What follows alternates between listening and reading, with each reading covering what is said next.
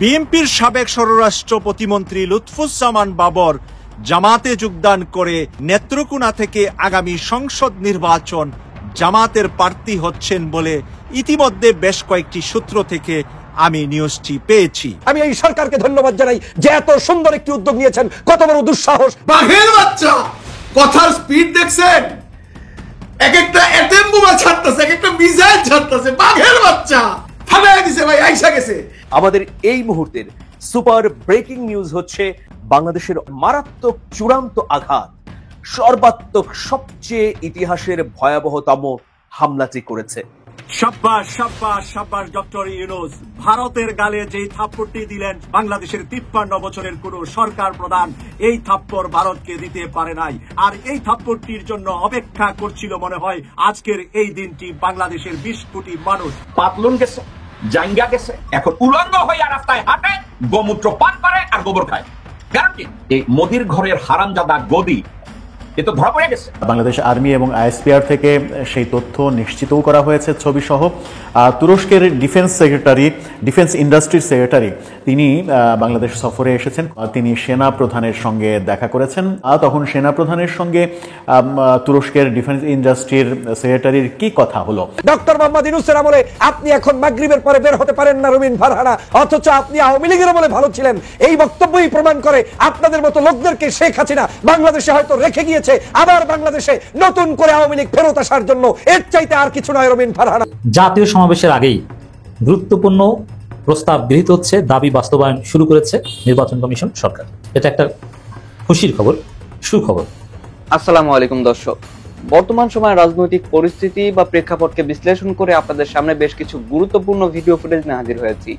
এমনকি দর্শক, আমি আশা করছি আপনারা সেটা ভিডিও শুরুটা দেখে বুঝতে পেরেছেন। তাই বলবো, যারা ভিডিওটি অন করেছেন তারা অবশ্যই নিউজটি না টেনে সম্পূর্ণ মনোযোগ সহকারে দেখবেন, তাহলে এই মূল বিষয়গুলো বা আসল তথ্যগুলো জানতে বা বুঝতে পারবেন। তো প্রিয় দর্শক, আমি আর বেশি কথা বাড়াবো না। এই ভিডিও শুরুতেই আপনাদের যে ভিডিওগুলোর অংশ বিশেষ দেখিয়ে শুরু করেছিলাম সেই ভিডিওগুলোর বিস্তারিত আলোচনা দেখাবো। তবে তার আগে বলি, যারা এখনো চ্যানেলটি সাবস্ক্রাইব করেননি সকলে চ্যানেলটি সাবস্ক্রাইব করে পাশে থাকা বেল আইকনটি বাজিয়ে দিবেন। আর যারা ইতিমধ্যেই সাবস্ক্রাইব করে গেছেন তাদের সকলকে অসংখ্য ধন্যবাদ। তো চলুন একটি লাইক দিয়ে আমরা ধারাবাহিকভাবে সবগুলো ভিডিওর বিস্তারিত আলোচনা দেখে আসি। কি হয়েছে জানেন? এই সনাতন নামধারী ভুয়া ইসকনের লোকজনদের পাতলুন গেছে, জাঙ্গা গেছে, এখন উলঙ্গ হয়ে রাস্তায় হাঁটে, গোমূত্র পান করে আর গোবর খায়। কারণ কি? এই মোদির ঘরের হারামজাদা গদি এ তো ধরা পড়ে গেছে। তো এই কান্নাকাটিতে তাদের অবস্থা করুণ অবস্থা। এবং আরো একটা জিনিস, গোদের উপরে বিষ ফোড়া, পাছায় একেবারে পাছায় হোগা বরিশালীরা কয়, ওইখানে যদি একটা বড় ফোড়া হয় চেয়ারেও বসতে পারে না। কঠিন অবস্থা। বাংলাদেশ হইছে এখন এই সব কিছুর উপরে গোয়ার উপরে একটা বিস্ফোরা। এই বিস্ফোরাটাকে ডক্টর মোহাম্মদ ইউনূস পরবিত পর মোদির ক্যালকুলেশন ছিল হয় আওয়ামী লীগ ক্ষমতায় থাকবে নতুবা বিএনপি ক্ষমতায় থাকবে। এই আওয়ামী লীগ বা বিএনপি তাদের গালে চোপড়াচুপড়ি কইরা যত পাকিস্তানের লগে যত লস হয়েছে, টাকা পয়সার যত লস হয়েছে, বাংলাদেশ এগুলো আবার উঠাই নিয়ে আসবে। ভারতের ক্যালকুলেশন বিশ্বাস হয় না। আওয়ামী লীগরা যদি ক্ষমতায় রাখে, এই মুহূর্তে হাসিনা আজকে যদি আওয়ামী লীগ ক্ষমতায় থাকতো দর্শকবৃন্দ, আর পাকিস্তানের সাথে নাকানি চুবানি খাইতো, হাসিনা কি কইতো জানেন? মোদিজি চিন্তা করেন না, আমার এখান থেকে লোন আইন না আপনারা কয়েকশো কোটি টাকা দিয়ে দেবো, কয়েকশো হাজার ডলার, মিলিয়ন ডলার আপনারা দিয়ে দেবো, চিন্তা করেন না, মন খারাপ করেন না, খালি আমার চিফ মিনিস্টার রাখেন। আর এখন হয়েছে মোদি যেমন কইছে 400 আসন পাইয়া সরকার গঠন করবে, বিএনপির মির্জা ফখরুল, গোরখোদক আব্বাস সবাই মিলে কইতেছে বিএনপি সরকার গঠন করবে, একেবারে নিরঙ্কুশ সংখ্যাগরিষ্ঠতা নিয়ে সরকার গঠন করবে। কিন্তু পার্লামেন্টে গেলে ওই কংগ্রেসের কথা শুনবে। আওয়ামী লীগ তো 15 বছর ধরে রাখছে, বিএনপি 1 বছর পারবে না। কেন পারবে না জানেন? তারেক রহমানকে তারা আদৌ বিশ্বাস করে না। ইন্ডিয়া তারেক রহমানের সুযোগ পাইলে জবাই করে দেবে। ক্যাপ্টেন মাজেদকে যেভাবে মধ্যরাতে জবাই করছে, বজলুল হুদারে যেভাবে মধ্যরাতে জবাই করছে, ঠিক একইভাবে খালেদা জিয়াকেও মারবে, তারেক রহমানকেও মারবে। কেন মারবে? ইন্ডিয়া হাসিনাকে বুঝিয়েছে দ্যাট জিয়া মুজিব হত্যা জড়িত। 110% মিথ্যা, কিন্তু হাসিনা এবং তার পরিবারকে র এবং ইন্ডিয়া ভালোভাবে বুঝাইছে জিয়া মুজিব হত্যায় জড়িত। বাঘের বাচ্চা, কথার স্পিড দেখছেন? এক একটা অ্যাটম বোমা ছাড়তেছে, এক একটা মিসাইল বাচ্চা। এইটারই কয় ইয়াং টকবগে রক্ত, যে রক্ত জীবনকে একদম বিলীন করে দিয়া মৃত্যুর ঘর থেকে ফিরে আসছে। এই হলো নাহিদ সার্জিসেরা। ফালাইয়া দিছে ভাই, আইসা গেছে যমুনার ওই পারে, সিরাজগঞ্জে আছে আজকা, এরপর আস্তে আস্তে ঢাকার দিকে আসবে। আমরা দেখবো এই ছেলেরা কত দূর যাইতে পারে, কি করতে পারে, কতটুকু করতে পারে, মানুষ তাদেরকে কতটুকু ভালোবাসে। মানুষ আম 2টা আইনা 5 জনকে খাওয়াইতেছে, বাড়ির উঠানে বসে কাঁঠাল ভাইয়া খাওয়াইতেছে, রাস্তার পাশে টং দোকানে বসে ওরা চা খাইতেছে। এই রাজনীতি তো বাংলাদেশের মানুষ দেখতে চেয়েছে এত বছর। পদযাত্রা প্রথম না, পদযাত্রা এর আগে বাংলাদেশেও হয়েছে, অনেক পার্টি করছে, কিন্তু এরকম উৎফুল্ল ভাবে এরকম সাকসেসফুলি পদযাত্রা বাংলাদেশের ইতিহাসে এই প্রথম। যেখানে যাচ্ছে রে ভাই, যেখানেই যাচ্ছে মানুষের মাথা মানুষ খায়। দেখেন নাই এখনো আপনাদের টনক লড়ে নাই। মির্জা আব্বাস সাহেবের গল্প মনে হয়ে গেল। উনি এক জায়গায় বলছিলেন, কি নিয়ে জানি কথা উঠছিল, তিরস্কার করে বলতেছিলেন যে আমি একটা গল্প বলি, আমার এক লোক হ্যান করছে ত্যান করছে, মানে একটু বাহাদুরি দেখাচ্ছে।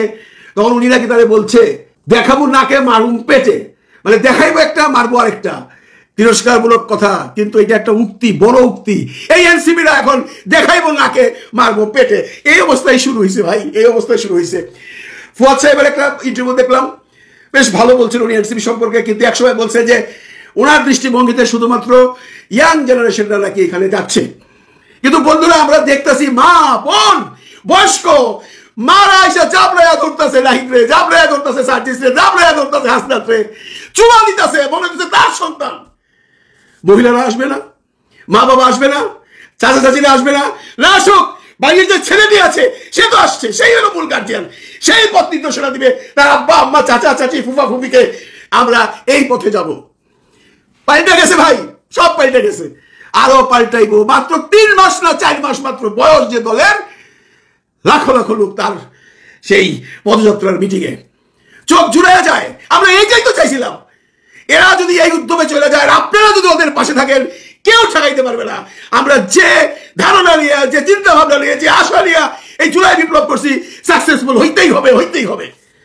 একটা জরিপ করছে সেনাম, ওইখানে বলতেছে এনসিপির ভোট সংখ্যা 15%, ইয়াং ছেলেদের মধ্যে করছে 2000 মানুষের বা 2000 ইয়াং ছেলেপেলের জরিপ অনুযায়ী এনসিপির ভোট সংখ্যা মাত্র, বা এনসিপির সাপোর্ট মাত্র 15%।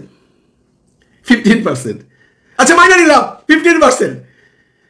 15% যদি হয়, আর যদি আপনার এই দেশে পিআর সিস্টেমে ভোট হয়, তাহলে 3-45টা সিট পাবে এনসিপি। এই আপনারাই তো বলছেন একটা সিট পাবে না, অনেকে চ্যালেঞ্জ করছেন, একটা সিট পাবে না, এখন তো 45টা সিট এসে গেল।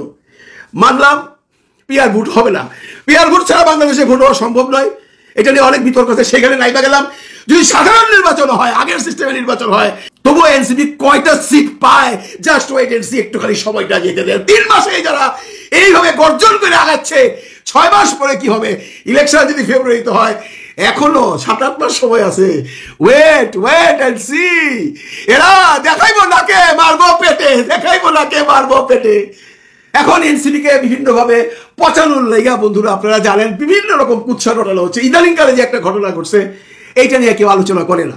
এই মিডিয়ায় বলছে সার্জিসের বন্ধুর ঘরে 2 কোটি টাকা পাওয়া গেছে, ফলাও করে নিউজ আসছে, অনেকেই দেখছেন। আমরা ছিছি দিছি, থুতু দিছি, আমরা ভাবছি এরা সব ডিরেড হয়ে গেছে, এরা পয়সার পিছনে দৌড়াইতেছে, এই বিপ্লব আর সাকসেস হবে না। কিন্তু গত পরশুদিন রিউমার স্ক্যানার এটা বের করছে, এই যে 2 কোটি টাকার ব্যাপারে যে সার্জিসের উপরে কলঙ্ক দেওয়া হয়েছে, এটা আসলে ঢাকা সে বিহারি কলোনি, সেই কলোনি থেকে মাদক দ্রব্য বিক্রি 2 কোটি টাকা, সেটাকে তারা বিভিন্ন রকম ফটোকার্ড করে বাজারে ছাইরা সার্জিসের কাছে বন্দুকটা রাখছে। এই খবর কেউ বইতেছে না, এইটা নিয়ে কেউ নিউজ করতেছে না যে না সার্জিসের কোনো বন্ধুর কাছে 2 কোটি টাকা পাওয়া যায় নাই, এটা পাওয়া গেছে এই যে মোহাম্মদপুরে বিহারি কলোনিতে, এবং এটা মাদক দ্রব্যের বিকৃত ওর টাকা। এইটা নিয়ে নিউজ নাই, নিউজ আছে সার্জিসের বন্ধুর বাড়িতে 2 কোটি টাকা পাওয়া গেছে। এই হলো আমাদের মিডিয়া বিক্রি হয়ে গেছে ভাই, মিডিয়া হলো ওদের সাথে নাই। কিন্তু মিডিয়া, আপনারা একটা কথা মনে রাখেন, আপনাদের মিডিয়া মানুষ দেখে না, মানুষ এখন ইউটিউব দেখে, ফেসবুক দেখে, ইনস্টাগ্রাম দেখে, মানুষ আপনাদেরকে বিশ্বাস করে না। আপনারা জান নাই ওদের পিছনে কি হয়েছে, মানুষের ঘরে ঘরে খবর যায় নাই, ওরা কি করতেছে, ওরা কিভাবে মানুষের কাছে সমর্থিত হচ্ছে, যাচ্ছে তো যাবে, কারণ বাংলার মানুষের চোখ খুলে গেছে ভাই। আগে সেই দিন নাই, যাই বুঝাইবেন তাই বুঝবো। এখন দিব্য চোখে যা দেখবে তাই বিশ্বাস করবে। আপনারা যতই বদনাম করেন, সার্জিস এটা করছে, তারপরে অমুক এইটা করছে, করতে থাকেন, প্রমাণ তো দিতে পারেন নাই, একটারও প্রমাণ দিতে পারেন নাই। চালায় যান। এনসিপি ও সমতার যুদ্ধ চায়, কারণ একা মাঠে লড়া যাবে না, একা কাউকে মাঠে লড়তে দেওয়া হবে না। বলছিলাম সেনাপ্রধানের কথা। সেনাপ্রধান এবং তুরস্কের ডিফেন্স ইন্ডাস্ট্রি সেক্রেটারির সঙ্গে আজকে একটা খুবই গুরুত্বপূর্ণ বৈঠক হয়েছে, যেটা আর্মির তরফ থেকে, আইএসপিআর এর তরফ থেকে নিশ্চিত করা হয়েছে, গণমাধ্যমও নিশ্চিত করেছে। গণমাধ্যমের শিরোনাম এবং আর্মির যে পোস্ট সেগুলো দেখে নিতে পারেন। সেখানে তারা আর্মির ফেসবুক পোস্ট থেকে, পেজ থেকে 3টি ছবিও সামনে আনা হয়েছে। সেই 3টি ছবির ব্যক্তিগত করবর্তন করছেন, সুবেনির হস্তান্তর করছেন এবং মিটিং করছেন, এরকম ছবি আপনারা সবই দেখে নিতে পারেন। এই ব্যাপারে আলোচনার আগে একটু অতীতে চলে যায়। কয়েকদিন আগে কলকাতার গণমাধ্যম আনন্দবাজার এই ব্যাপারটা নিয়ে অগ্রিম একটা খবর দিয়েছিল এবং সেটা নিয়ে আমরা একটা ভিডিও বানিয়েছিলাম যে তুরস্কের অস্ত্র ইন্ডাস্ট্রি বাংলাদেশে হচ্ছে কিনা। আনন্দবাজার সেরকম তথ্য দিয়েছিল যে তুরস্কের সঙ্গে বাংলাদেশের এরকম আলোচনা প্রায় চূড়ান্ত পর্যায়ে এবং সেটা একেবারে চূড়ান্ত করতে, বাস্তবায়নের পথে যেতে তুরস্কের উচ্চ পর্যায়ের একটা প্রতিনিধি দল বাংলাদেশ সফরে আসবে মঙ্গলবার এবং সেখানে এই ব্যাপারে সমঝোতা চূড়ান্ত হবে। চট্টগ্রাম অঞ্চলে এই অস্ত্র কারখানা হবে এবং সেরকম আভাসই দিয়েছিল আনন্দবাজার। আনন্দবাজারের সেই আভাসে তারা এটাও উল্লেখ করেছিল যে ভারতকে একটা সিগন্যাল দিতে, ভারতকে চাপে রাখতে, যখন ভারতের সঙ্গে বাংলাদেশের সম্পর্ক একেবারে নাজুক পরিস্থিতিতে, সেই সময় ভারতকে চাপে রাখার কৌশল হিসেবে তুরস্কের এই অস্ত্রর কারখানা তৈরি হচ্ছে বাংলাদেশে এবং তুরস্কের কাছ থেকে সামরিক ড্রোন কিনছে বাংলাদেশ, এমনটাও তারা বলেছিল। এবং পুরোটার অর্থ হচ্ছে তুরস্কের সঙ্গে ভালো সম্পর্ক তৈরি করে, এদিকে পাকিস্তান এবং চীনের সঙ্গে তো ভালো সম্পর্ক তৈরি করতে পেরেছেই অনেকটা প্রফেসর ইউনূসের সরকার, সেই সবগুলো মিলিয়ে ভারতকে একটা চাপে রাখার কৌশল হিসেবে এই কাজগুলো করা হচ্ছে। সত্য মিথ্যা সময়ই বলে দেবে। কিন্তু বাংলাদেশ আর্মি থেকে যে তথ্যটা আজকে নিশ্চিত করা হয়েছে বিজ্ঞপ্তির মাধ্যমে, সেখানে বলা হয়েছে যে সেনাপ্রধানের সঙ্গে তুরস্কের ডিফেন্স ইন্ডাস্ট্রির মান্যবর সেক্রেটারির সৌজন্য সাক্ষাৎ হয়েছে। তুরস্কের ডিফেন্স ইন্ডাস্ট্রির মান্যবর সেক্রেটারি প্রফেসর হালুক গরগুন সেনা সদরে সেনাপ্রধানের সঙ্গে সৌজন্য সাক্ষাৎ করেন। সাক্ষাৎকালে পারস্পরিক কুশল বিনিময়ের পাশাপাশি তারা দুই দেশের মধ্যে বিদ্যমান প্রতিরক্ষা সহযোগিতা আরও জোরদার করার বিষয়ে আলোচনা করেছেন।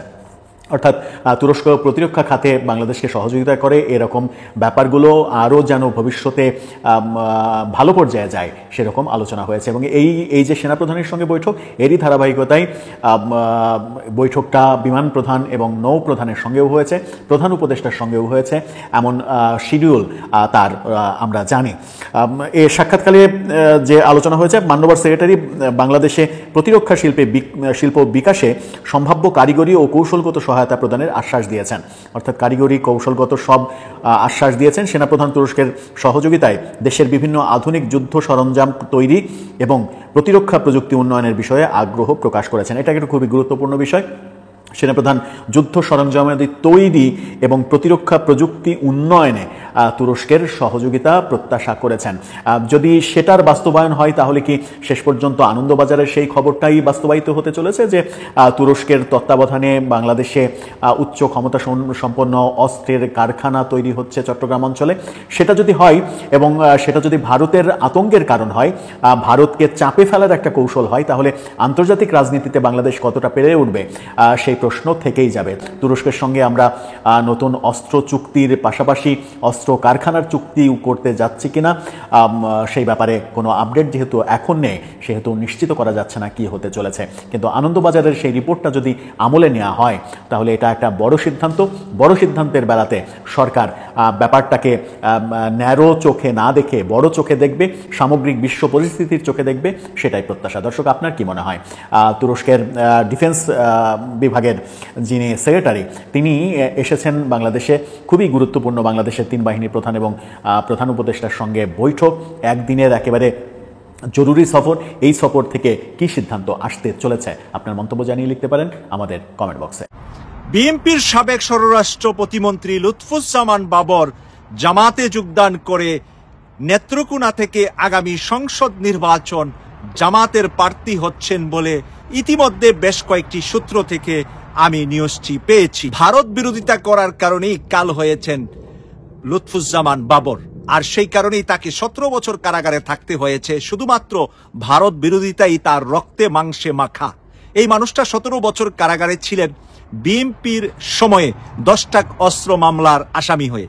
মৃত্যুর ধারে কাছ থেকে উনি ফেরত এসেছেন। উনি নিজেই জেল থেকে বের হয়ে সর্বপ্রথমে পরিবার পরিজন নিয়ে মহান রবের শুকরিয়া আদায় করতে কাবায় চলে গিয়েছিলেন।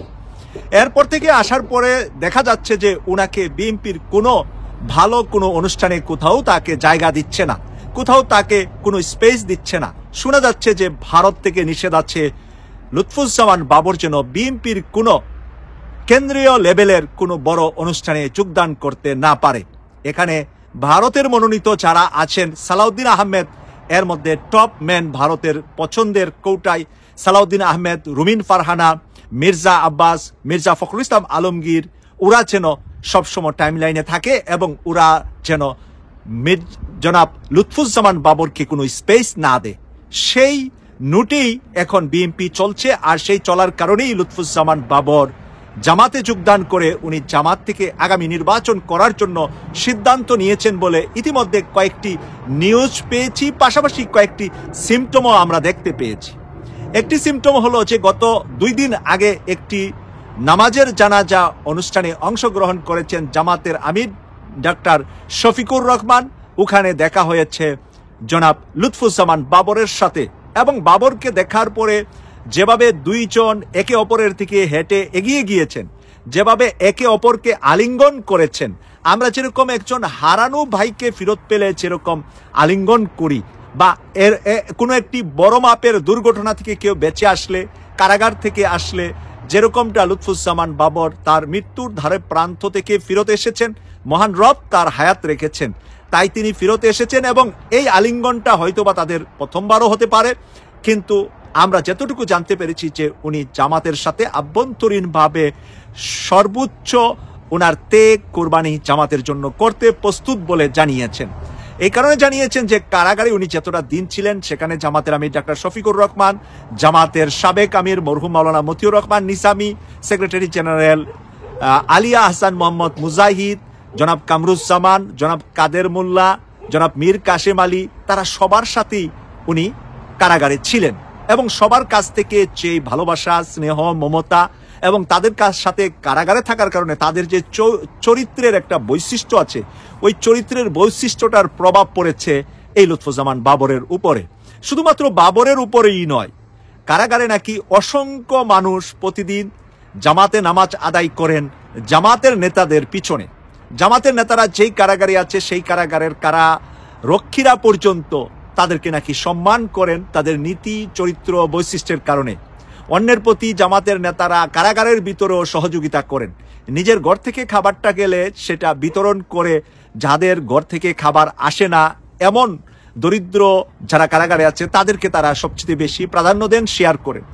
নিজের জমানো কিছু পয়সা যেগুলো দল থেকে তাদেরকে খাওয়ার জন্য তাদের ওখানের অ্যাকাউন্টে রাখে, সেখান থেকে খরচ করে অন্যদেরকে খাবার কিনে দেন জামাতের শীর্ষ নেতারা। সেই কারণে জামাতের সাথে কারাগারে থাকা, কারাগার থেকে ফেরত আসা বহু মানুষ জড়িত হয়ে যাচ্ছেন। দর্শক, আমি আশা করছি আপনারা সকলে অত্যন্ত মনোযোগ সহকারে সবগুলো ভিডিও দেখেছেন। এমনকি দর্শক, যদি এই ভিডিওগুলো সম্পর্কে আপনাদের কোনো মতামত থেকে থাকে তাহলে তা অবশ্যই জানাবেন। দর্শক, নিউজটি শেষ করছি এখানেই, ফিরছি পরবর্তী নিউজে নতুন কোনো টপিকে। আল্লাহ হাফিজ।